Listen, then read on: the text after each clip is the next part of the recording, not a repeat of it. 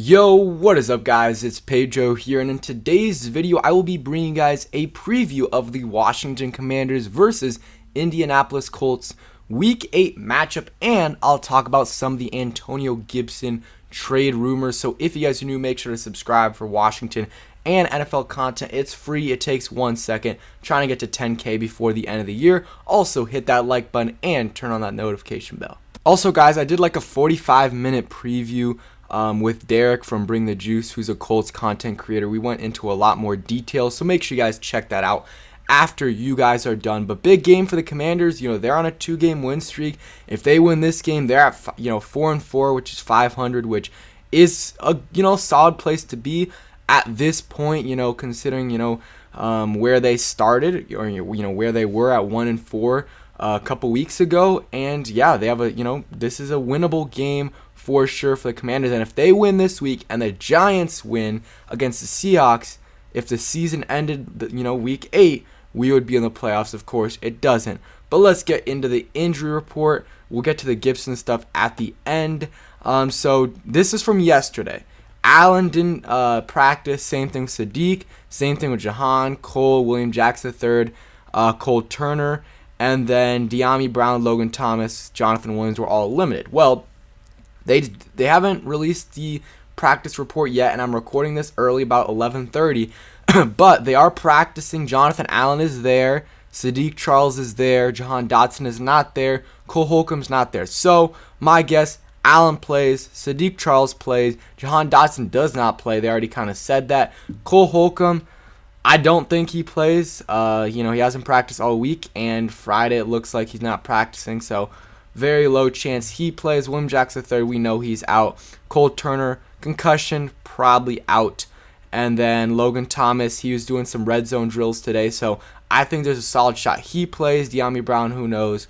And Jonathan Williams doesn't really matter. And Sam Cosmi still's got that club, but he was practicing in full this week, so that's good. And then the Colts, Kwity Paye, their best edge rusher, he's likely going to be out for this week. Grover Stewart, he did not practice, but that was because of rest.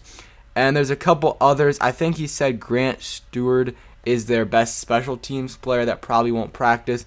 And Shaquille Leonard, their all-pro linebacker, has been out for a lot of the season, and he likely will be playing this week against the Commanders. So, that's going to be he's an absolute animal. So let's get into keys to victory. 1, the Colts. Derek said it. You can look at the numbers. They don't have a good offensive line. They've allowed 24 sacks. They've allowed 38 QB hits, which is most in the league. Blitzes allowed 88, most in the league. Pressures allowed 84, most in the league. A lot of metrics have them as the worst offensive line in football. So, and we have a very good defensive line. We have to take advantage of that. And Sam Ehlinger is starting at QB, and yes, he's somewhat mobile, but it's his first NFL start. He's playing behind the worst offensive line in football, and we have one of the best defensive lines in football. So we have to make things hard for him. We have to frustrate him. We have to get in his face early, hit him early, get him flustered. We don't want him to march down the field on the first drive and feel good about himself. We can't have that happen until, hopefully not the whole game, but maybe till later in the game. But early on, got to get in his face, got to get pressures. This offensive line is not good, even though they have a lot of the same pieces they had when they were elite. But Jonathan Allen, Daron Payne should feast, Montez Sweat, even Efe Obada, these other guys should be able to get pressure on them. So look for the Colts to have a lot of quick game stuff because their offensive line is bad, and they have a guy making his first NFL start. But this key to victory, just D-line has to get pressure and fluster Sam Ehlinger making his first NFL start. The thing is, I don't know how to feel about Sam because Matt Ryan was terrible so far this year, or not good at all. But it's not all on him. The offensive line was not good, and other things were not, playing in his favor. But, Sam Ehlinger a little bit more mobile, but still behind the same offensive line, same thing. He's in the same offense as Matt Ryan was. But we'll see what happens. But we got to fluster Sam Ehlinger and maybe force a couple turnovers. That's another thing. We have not been forcing a lot of turnovers lately. We've been winning, and our defense has been playing well, but still got to force more turnovers.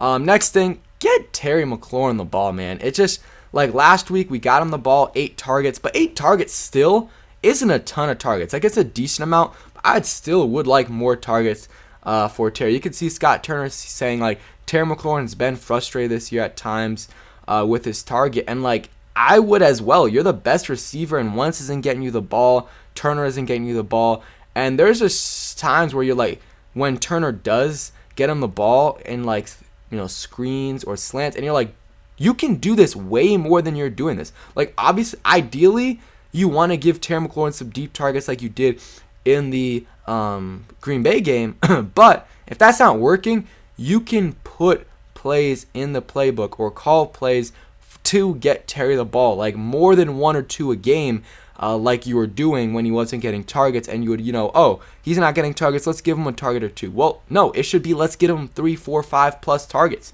if he's not getting many targets.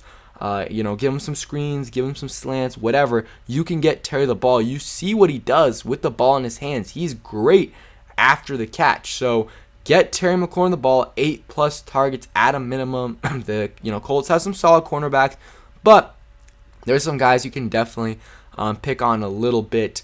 He was saying, Derek was saying, they have some good corners, but sometimes the defensive coordinator doesn't play the best ones or the right ones at certain points in time. So that's what I would just say. Give Terry McLaurin the ball. He's your best player on offense. Treat him like that. And yeah, 8 plus targets. He's from Indy. He has 70 family members or friends at this game that he paid for most of their tickets. So, he wants to ball out. He's going to be very frustrated if he walks out with 3, 4 targets in this game. Get Terry McLaurin the ball. Next one, keep running the ball. Like, obviously, you want to get Terry the ball as well. But they were able to do both last week, get Terry the ball and run the ball. And I think they should do that again against the Colts. And the Colts have a good defense. Like, they have a very good defense. They have good linebackers. They have good players in the secondary. And they have a good defensive line. So, with Gibson and Robinson, give them the ball. And some insight about the Colts. They have, Grover Stewart is a beast in the inside. DeForest Buckner also a beast. So you're going to have to run more to the outside. And that probably means Gibson a little bit more because he seems to do a little bit better running outside than Brian Robinson does. Doesn't mean Brian Robinson isn't going to get a lot of carries. But we should be running more towards the outside. Obviously, sometimes you're going to have to run up the middle because you have to switch things up or it's, 3rd and 1 or whatever. But try to run a little bit more to the outside because, their interior guys are amazing, and it's going to be hard to, if Derrick Henry, who, they played last week, can't run them up the middle, I don't know if Gibson or Robinson will be able to do so, but running the ball just helps your time of possession, and it just opens up things a lot more. You can do some play action, which I think they should do a little bit more. Like, I don't like the empty set a lot, no one in the backfield, because it makes it so obvious what you're doing. And if the run game's working and you just put a guy in the backfield like Gibson and you do a little bit of play action, they're gonna bite. They will bite. So just do that for sure. And yeah, so next key to victory, gotta try to limit the Colts receivers. Like, they're not amazing. Michael Pittman, though, he's got close to 500 yards on this year. Paris Campbell is playing pretty well as of late. And Alec Pierce is an athletic, he's just a monster. I think he ran like a 4.4 40, 6'2", 6'3". He can jump pretty high as well. So they've all had pretty solid years so far. And, some of those guys, I think, obviously, Michael Pittman is a beast. But I think Benjamin St-Juste can do okay against him because Michael Pittman, not much of a speed guy. But Paris Campbell and Alec Pierce, they worry me a little bit more than Michael Pittman in this game. Not saying they're better than Michael Pittman just in this particular game.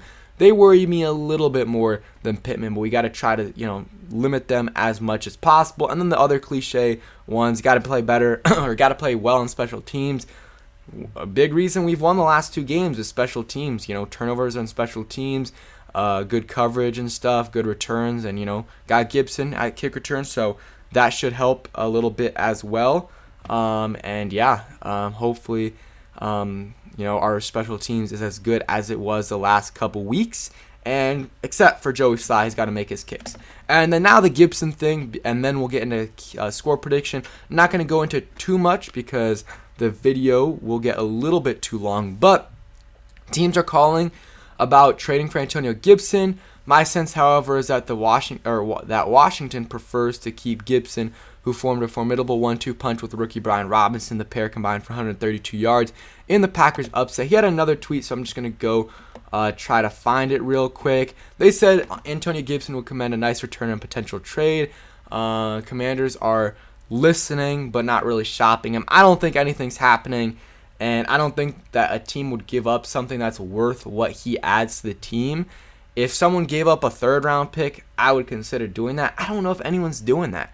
I think James Robinson got like a 6th-round pick. That could be a 5th. I would never do that for Antonio Gibson. This is 3rd year. He's still got another year. If Brian Robinson's a star next year, you can always trade Gibson next year and get a package before he leaves for free agency. That's still a solid package, but Gibson right now is playing really well and really efficient as a runner, and he's been solid as a receiver, and I think Scott Turner needs to use him a little bit more as a receiver. So I don't think I would really consider trading Gibson unless they give me a great deal. 4th-round pick is a 5th-round pick is what I think you would get for Gibson, just because you're running back. The value for running backs isn't great. You look at what James Robinson, what they got back in that deal. So yeah, that's just my thoughts on the Gibson news. Don't think we should really trade him unless we get a great deal and we feel good about how Brian Robinson is looking. But I mean, if we trade Gibson, then we kind of know where we're going in the season. Like maybe not, maybe not trying to win as much as we would, because Gibson definitely is contributing to some of these wins. And hey, who knows? Maybe if we lose against the Colts, then we consider trading Gibson. I still don't think we should. If we win, we're 4-4, have a spot in the playoffs if the season ended that day. I don't think we're trading him. But William Jackson III, on the other hand, I would 100% trade him. Get whatever you can for him. Even release him. He's not playing for us, I don't think, again. So, score prediction. I think this is going to be a close game. I will go 21-20 Washington Commanders. I think it's going to make a close game. Defense is going to play well for both teams. But I think Sam Ehlinger is going to have an interception or a fumble late in the game that seals us the win. So, that is it for today's video. Leave your score predictions down below in the comments section. Again, hopefully we can get this win. I will be very, very hyped. A 3-game win streak doesn't happen too much, so hopefully we can get it done. Thanks for watching, and peace.